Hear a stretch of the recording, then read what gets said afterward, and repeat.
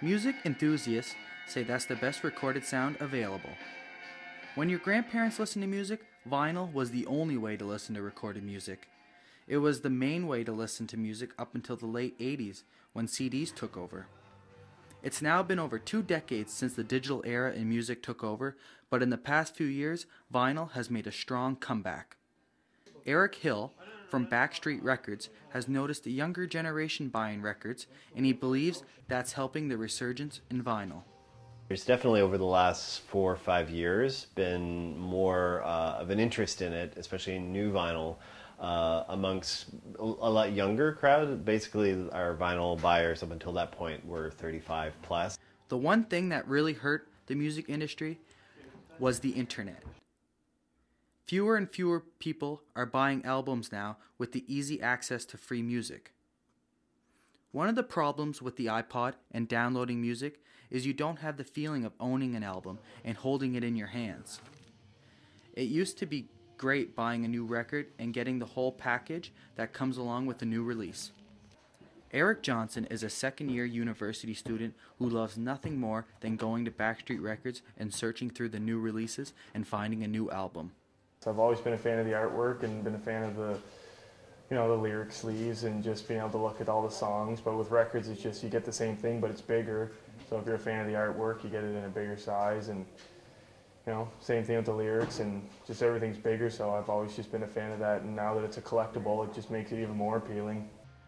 The resurgence of vinyl is happening all across the world, including Fredericton. The main reason for the success in Fredericton has been Backstreet Records.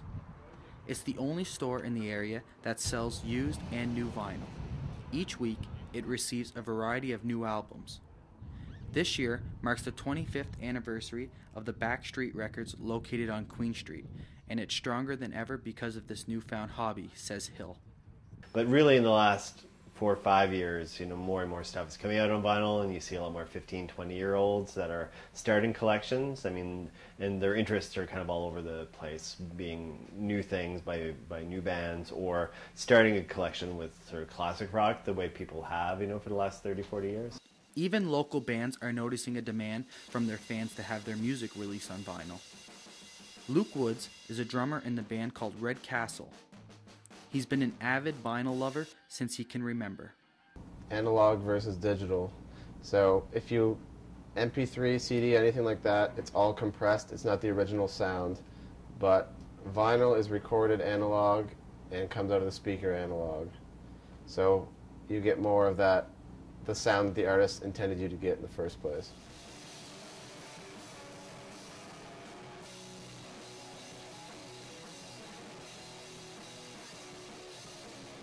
The budget is a little tight for his band, but once they have a little more money, they want to release all of their music on vinyl.